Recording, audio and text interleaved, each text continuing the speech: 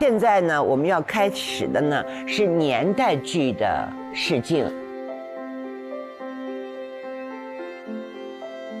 年代剧在座的同学们都应该知道哈，从小家到大家的故事。所以这次希望大家用你们自己讲述你们自己的故事，看看会不会更加让我们有一些情绪发酵。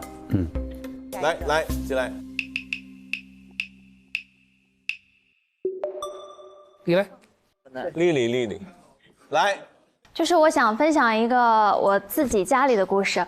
我是一个很幸运的人，因为我出生在一个特别幸福的家庭。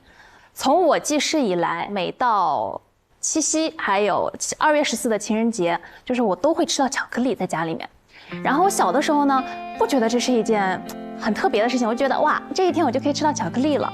然后呢，直到长大以后，我才发现，原来是我爸爸，就是每到这个节日的当天早上，很早，他先跑去，就是提前买好一大盒巧克力，然后放到家里面给我妈妈，以后他再去上班。我长大以后，我就会觉得，哇，这么多年了，因为我爸爸，我是老来得子嘛，然后爸爸年龄很大，都60多岁了，就他还是在做这件事情，每一年就是没有一年是断过的，我就觉得好幸福啊，然后也很浪漫。然后直到就是后来我爸爸离开了嘛，离开之后，但是我还是会一直给我妈妈点巧克力，每年就是我会记着2月14还有七夕节，因为我不希望我爸爸离开之后妈妈就收不到巧克力。对，很好。哎，真是让人羡慕的。现在有多少父母能够是这样的？大概少之又少哈。我父母就是这样的。你父母也是啊？对，家庭幸福确实让人羡慕哈。我给大家说一段我的经历。我小时候成绩特别不好，我是一个比较调皮的孩子，然后我爸爸也是拿棍子追着跑。2年级、3年级的时候，我考试又没及格，然后我就坐在教室里，我看那个试卷，我不知道往哪儿走。那个时候就冒出了一个想法，就离家出走。离家出走，我又不知道躲哪儿，我躲别的地方，我又怕被人贩子拐走，然后我就躲在那个楼顶上。楼顶上的时候，我就听到我妈他们在楼下叫我的名字，因为很晚没回来，就说以前的名字叫康康，然后就很康康，就是从开始很生气的，就是以为我又玩过头了，没回家吃饭，很康康，到后面就是带着哭调喊我的名字。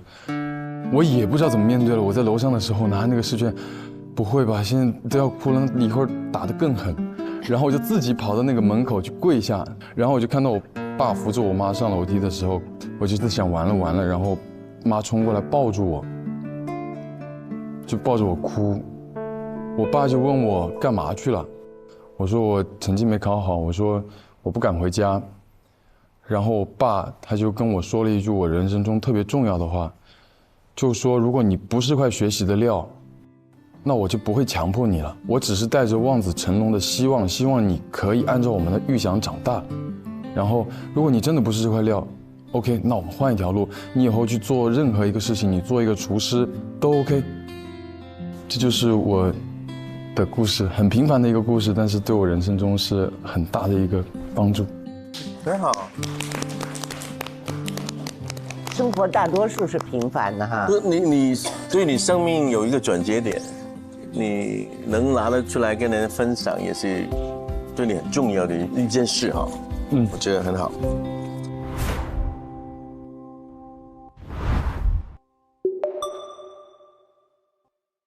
各位老师好，我今天讲的故事是我一个表妹的故事。以前的话我就觉得上不上学那些都没有什么太大问题，主要是过自己的生活就行了。然后后面我就出来，我看到了很多不一样的地方。那个时候我妹妹在上学，然后就后面他们家里的人就不让她上学，然后就让在家里帮忙干活。然后后面去年左右，妹妹她自己跟我说她想上学，然后我说可以啊，她就给家里人说，然后就家里人不同意，不让她去。哦，你不用上学啊，你现在光家里啊，去挖虫草啊，挖松茸啊，怎么样，家里不容易，怎么样。然后后面妹妹就哭着跟我说，她想上学，她想学一个技能，她自己就希望她自己以后能生活当中用到，说可以啊。然后我就给他们家里人说，妹妹的所有的费用都我可以出。然后我就让她学做饭，因为我希望就是她以后的日子过得更好。以后不仅仅是我的妹妹，其他的比我小的所有的小孩都，以后希望他们都能上学，然后叫他们都能开开心心的看到更大的世界。谢谢你。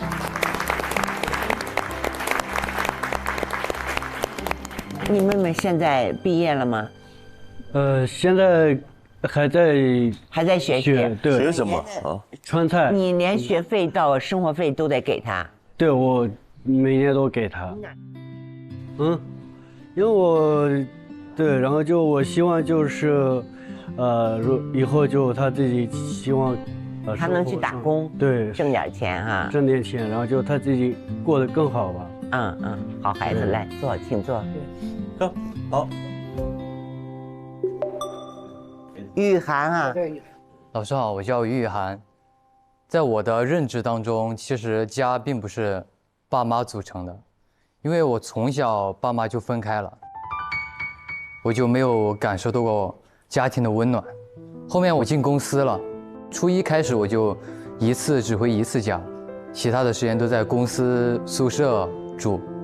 到了高中，因为宿舍不够用了，当时公司的办公室就临时安排了一个小房间，然后搭了一个床，让我一个人去住。因为有一次晚上重庆刮台风，我在床上玩游戏，玩着玩着那个门嘣嘣嘣嘣嘣嘣嘣嘣，我真的以为是有人来找我了，我以为他们真的来找我要嘎我，我当时就特别害怕，我没有打给我爸爸妈妈，因为我就对他们没有那么多的依赖。我就打电话给老师，然后呢，当时已经是凌晨12点，我躲在被子里，就这样全程把自己捂着。当他把我被子打开的一刻，我真的觉得有种很幸福的感觉。我第一次感觉到被人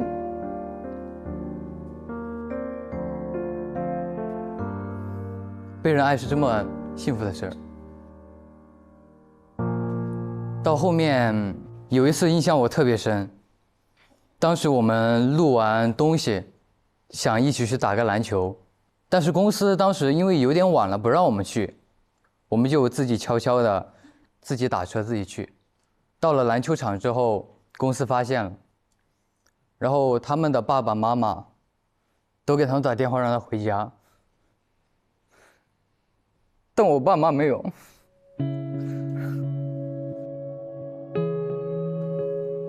我当时就有种挫败感，就为什么别人都有爸爸妈妈，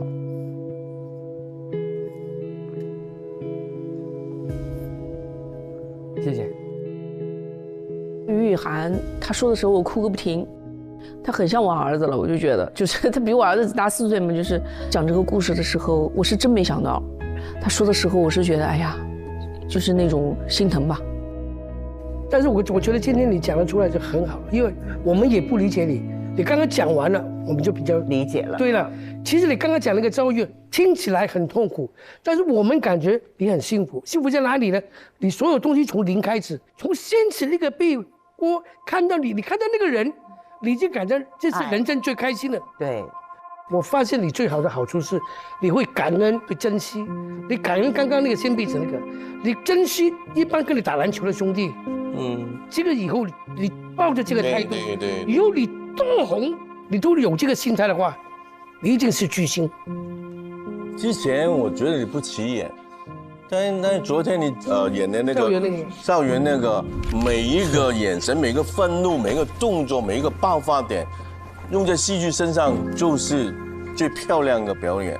所以有时候坏事是你觉得的，因为我看他的笑什么什么，你看，如果你没有这份经历，我怎么可欣赏你的表演？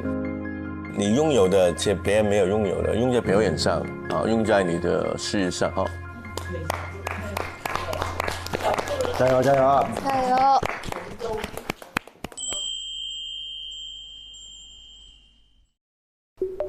老师好，其实不能算是一个故事吧。我觉得每个人因为讲到家，都会有很多的生活经历。我这个也属于我的一个小小的生活经历吧。我小的时候呢，是跟我外婆住在一起的。我妈妈是再婚的，所以我没有亲生的父亲，我也没有见过他。我小的时候呢，也经常被嘲笑什么。有时候我就会觉得非常孤独。我小时候有一个习惯呢，是去天台上看云。高兴的时候，我也到天台上去看看云。有时候看到云从头顶上过去，我小时候是有跟云聊过天的。然后不开心的时候呢，也到天台上去看看云，觉得内心没有那么孤独。然后我在那个天台上有一个小小的角落，一个非常犄角旮旯的地方，我觉得只有我知道那个地方，所有人都不知道。然后每次上去呢，我就坐在这个角落里。后来呢，等到我长大以后，我以为就是这是属于我的一个秘密，就是我小时候的一个经历吧，就是我会在那个非常角落的地方去看云，我认为没有人知道这件事情。然后到了我很大的时候了，我外婆得了阿兹海默症。其实她那段时间是谁都不记得了。我小名叫小娟儿，有时候大人们就会跟她聊天，因为老人老了得了阿兹海默，其实很需要别人跟她聊天的。有时候就会问她说：“妈妈，你记得那个金明吗？就是我舅舅的名字。”我外婆说不记得。然后又会问她说：“你记得梅梅吗？我妈妈的名字。”她说不记得了，因为我是她带大的，他们总是最后一个问你记得小娟吗？我外婆说记得。然后我妈妈说小娟去哪儿了？我外婆说在天台上看云。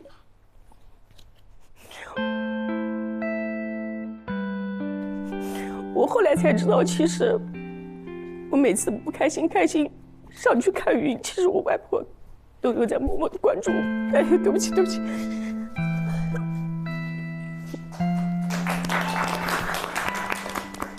因为他自己经历过的事儿，而且这个事儿在他内心深处是一个特别重要的点，所以他不能碰。这是一个特别好的电影的一段。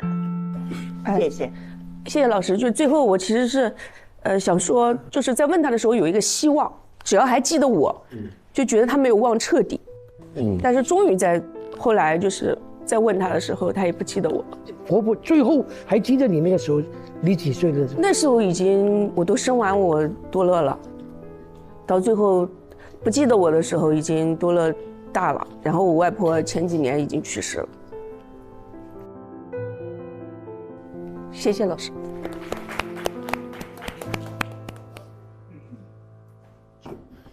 大家好，我是于晓彤，我想跟大家讲的是一个我自己生病的故事。19年的时候，我去国外玩，然后呢，我就发现15天之前我的头就特别疼，脉搏一跳呢，就头炸裂一样疼一下。我就找了一个当地的会当地语的朋友带我去医院，大夫说是贫血性白血病。